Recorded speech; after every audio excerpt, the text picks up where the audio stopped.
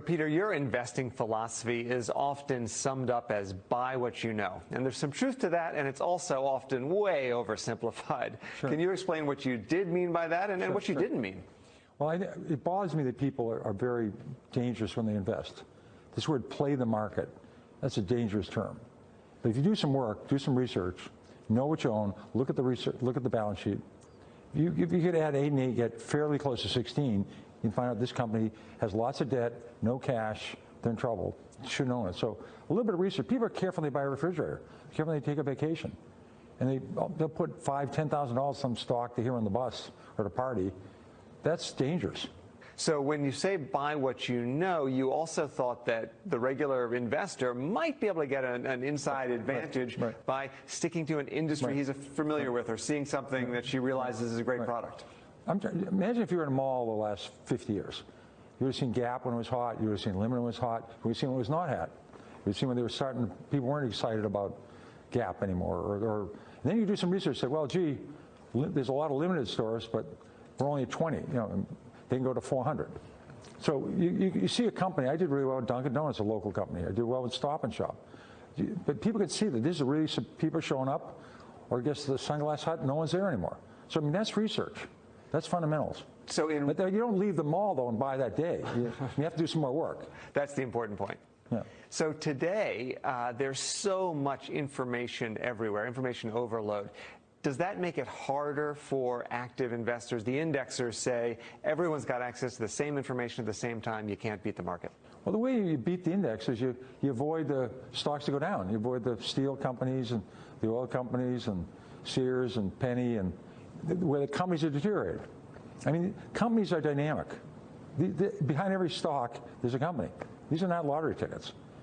So you're trying to find the companies within the S&P 500 that are doing better. They're going from crappy to semi-crappy to good. That might take a couple of years, or they're going to grow for a long time. And you're trying to avoid the companies that are going south. That's how you beat them. Or you find some companies outside the S&P 500 that are great companies. CarMax was not in the S&P 500. They went up 200-fold. There's a lot of companies that enter, and a lot of their great performances before they go in. Now, a lot of people, when they're lucky enough or smart enough to get a company that's going up, they take their profits. Right. And you made the case in a book that you should actually hang in there with the really great stocks, and you even got a call from Warren Buffett as a result. Yeah, in 1989, I'm at home, and the phone rings, and I thought it was one of my friends, but one of my daughters, I think it was 6-year-old Annie, picked up and said, gee, guess there's a Mr. Buffett online? I said, this got to be a joke. So I pick it up, and this Warren Buffett, I'm from Omaha, Nebraska. You know, I read your book. My annual report's due in 2 weeks. Can I use the line? He said it all in about 7 seconds. And I said, that's great. I'd love to do it. What's the line? He said, I love this. It's been waiting to do this. When you sell your great companies and add to the losers, it's like watering the weeds and cutting the flowers. And he said, I want to put it in. He said, if you ever come to Nebraska, you don't call me, your name will be mud all over Nebraska. So did he call him? Oh, yeah. Several times we played bridge together. We've had several meetings. Great guy. Another point you've made, and this is, I think, particularly relevant 10 years into a bull market, is that I think you said more money has been lost anticipating a downturn than actually in the downturn. Can you explain? Well, obviously, the market's gone up tenfold since I stopped running Magellan.